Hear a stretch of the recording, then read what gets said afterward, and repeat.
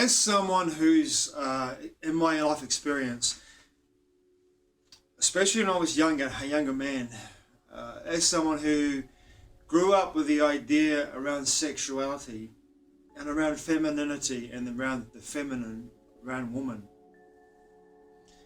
learning to grow up without a father figure, without a strong father figure in my life to explain to me the nature of the sacred nature of the sexual experience, but also the sacred nature of the feminine avatar and the femininity of the avatar. And my mother wasn't the greatest either in regards to explaining the levels of connection and the ability to emotionally connect and to be vulnerable, to be open, to be honest, to have integrity, to have authenticity, to have reverence.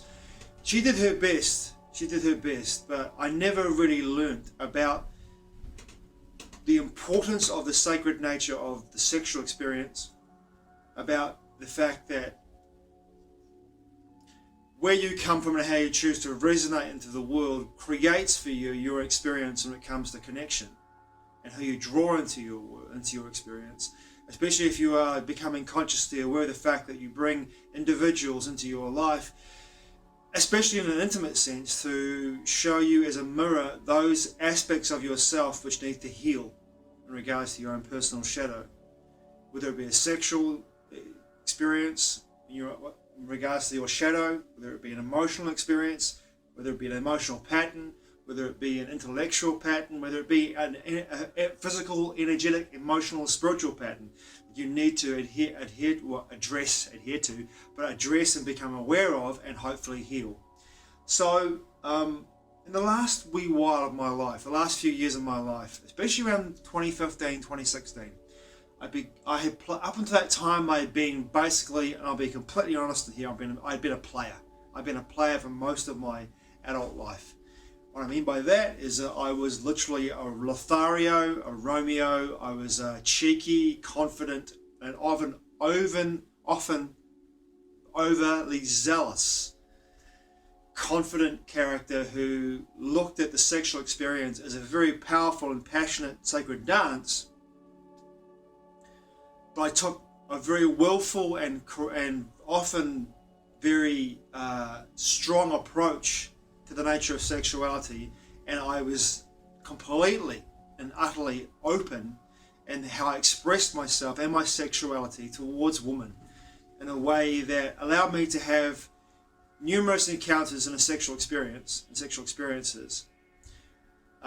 with a lot of women in my life. But I walked a very fine line of the ability to hold my sacredness in the sexual experience and the reverence and the passion that I had for women in that experience, but I still had an egotistical bent towards my sexuality towards women. But in 2016, something changed for me, and I can't put my finger on it or my thumb on it or any hands upon it and all.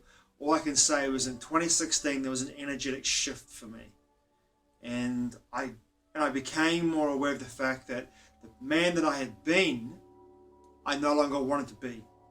I no longer wanted to be a man that was having multiple partners, being sexually active with multiple women, and being the cheeky and often innuendo offering character that I've been for such a long time in regards to sexual innuendos, and my Scorpio wiles, that being born coming out of my mother's womb in November under the sign of Scorpio.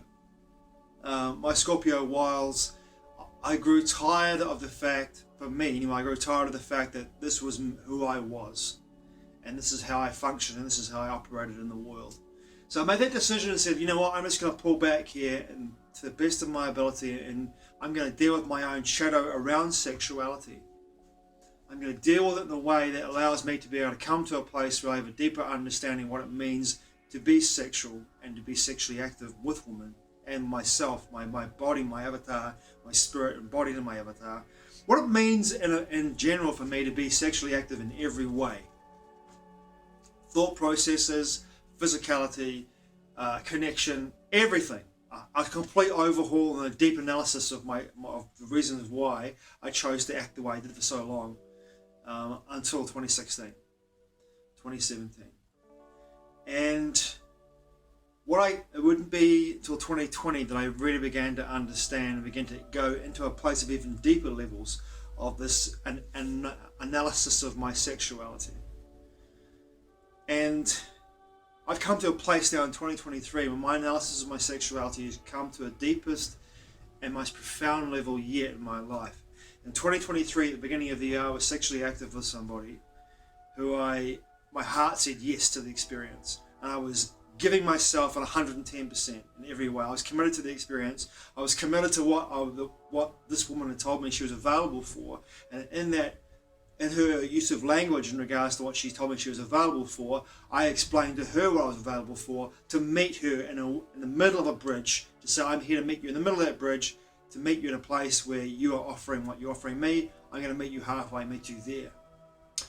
When I gave her the opportunity to meet me in that middle of that bridge, she came back at me and gaslit me and said, like, that's not what I want. But that was what she was available for, because what she just told me. She didn't have the awareness to be able to see what she had offered me. I could see it. She couldn't see it. Now, I saw her again just recently, and we're friends. We're friends, which is nice and lovely and beautiful. But I saw her again.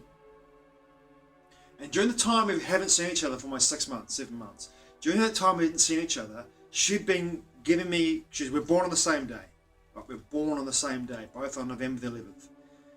She'd been sending these innuendos to me in regards to sexuality, sending me these little texts from overseas while she's traveling overseas about the nature of her feeling towards me in a sexual manner. And I was just kind of like, why? But I understood as well, because the nature of who we are as Scorpio men and women born on the same day, there's definitely a coherence there in regards to how we choose to express ourselves with sexuality. I could see that. I could see it. I was exactly the same way. And I do it now, still, but in a joking way. But with people I know, there's a boundary, and it's a hard boundary of both of us. But I don't do it with any kind of like testing the waters to see if I can put my little toe in there, test the waters, to see if I can put my foot in, then my leg, then my other leg, and then my body, then up to my neck, and on my head. You know what I mean? I don't do that anymore. I used to. But I don't do it anymore, because I see, for me anyway, now, and being the man that I am, there's no integrity, there's no honesty, there's no dignity in that kind of behaviour for me, no authenticity in that kind of behaviour. It's not the man I am anymore. I just wouldn't do that. But this woman, she was sending me these messages from overseas, and some of them were highly suggestive in an innuendo, in a sexual innuendo sense, right?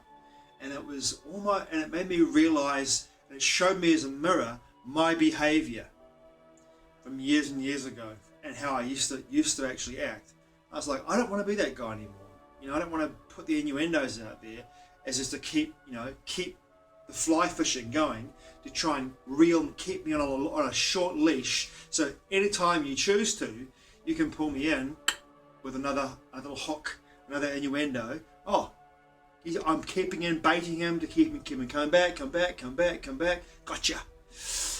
So I saw it for what it was, and then like, no, I'm not playing that game with you. I'm done with my connection with you, because there's no connection in there for me anymore, because of who I've become in the last 7 months, the work that I've done on myself, the way I've expressed and come to my place of deeper connection in regards to my own sexuality and what it means to be sexually active for me, how sacred that dance is for me, and how I know that my temple, my body, my avatar, my temple, as I work through health issues and get it to a place of strong equilibrium, strong balance and alignment, and allow the energy of my higher nature to anchor into this body by clearing out the debris, by clearing out all the patterns that no longer serve me, the thoughts that no longer serve me, becoming more energetically available for the higher nature to come into my body.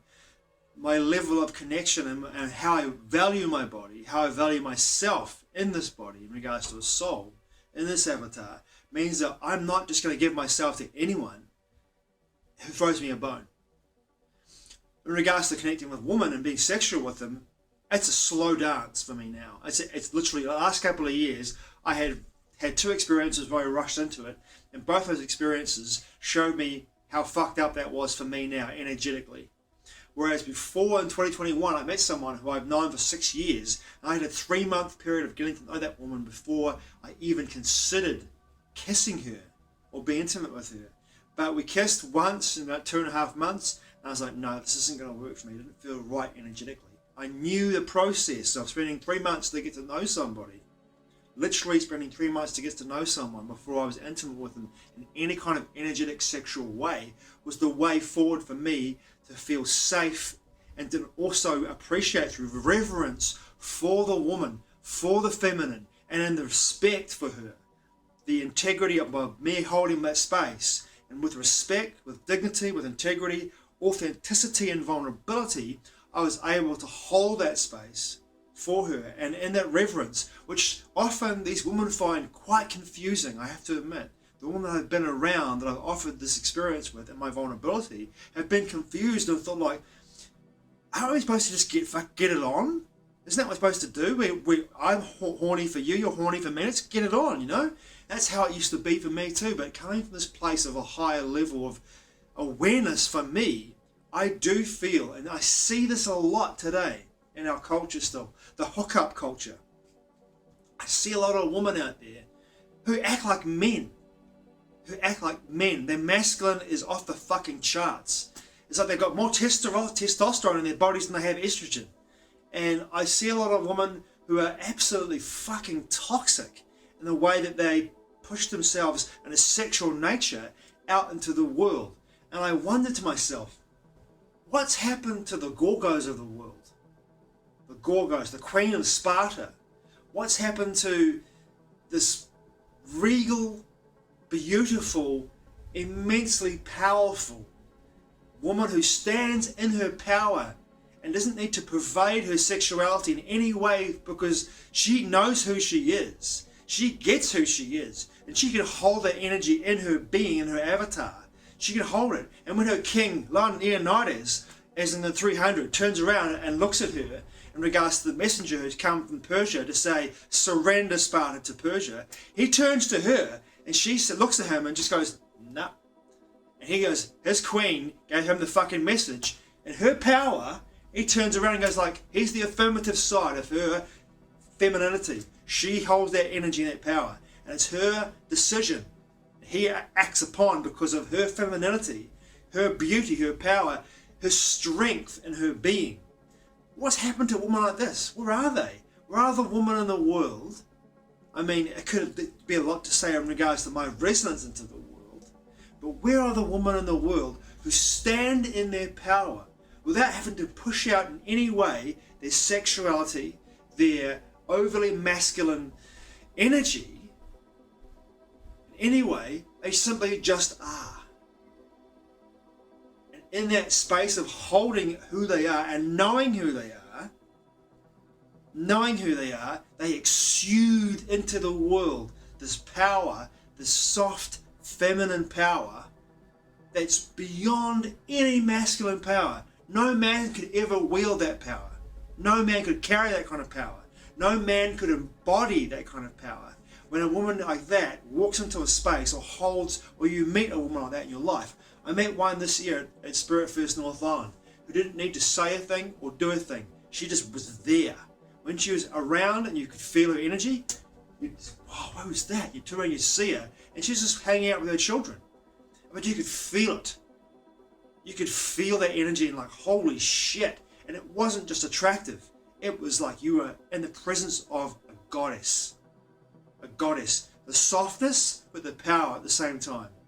Incredible. But where are these women now? Where are they? There's a toxic femininity that's being pushed out into the world all around me. And I'm seeing it everywhere I go. And part of this process, what I experienced last weekend, was this toxic femininity. It's a toxic femininity that pushes it almost into a masculine sense, into a masculine toxic level, where it's gaslighting, it's a lack of vulnerability, it's a over empowering energy that tries to over empower men through the use of sexuality to get what they want. and to me it's like, fuck, what the fuck? I can see it blatantly, and for me it's a huge turn off.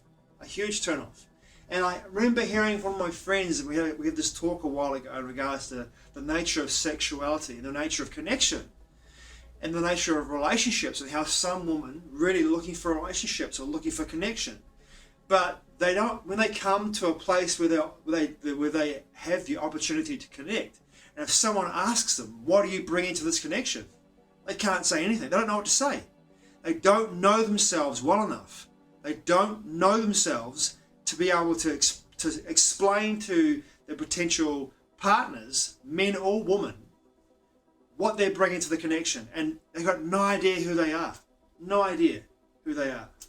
And that is an issue for me moving forward in regards to connection. Why, if I don't know who I am, how can I enter into a connection with a woman and go like, I'm offering you this, and this, and this, and this, and this, and this, and this, but I don't know who I am. But if I knew who I was, if I get to a place where I have this deeper understanding of who I am, and what I'm bringing to a connection, and I can say I'm bringing authenticity, vulnerability, strength, compassion, love, loyalty, confidence, on and on and on. I could go in regards to my attributes and bring into a connection because I know myself. I know who I am, and I'm getting to know myself in that and by my own connection with self. But there is a level, and I've seen it just last night.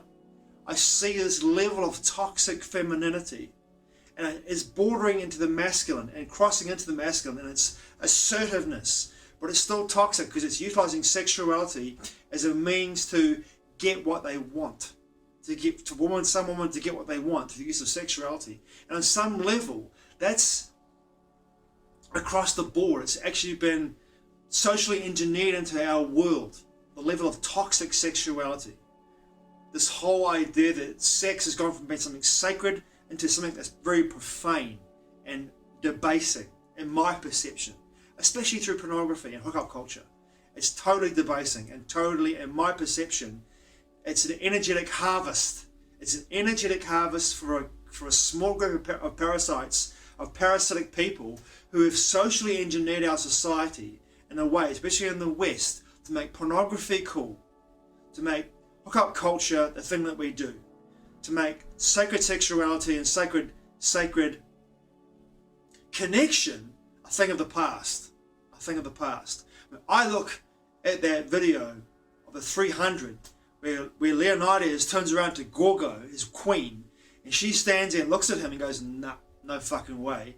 He turns around and kicks that messenger into that pit.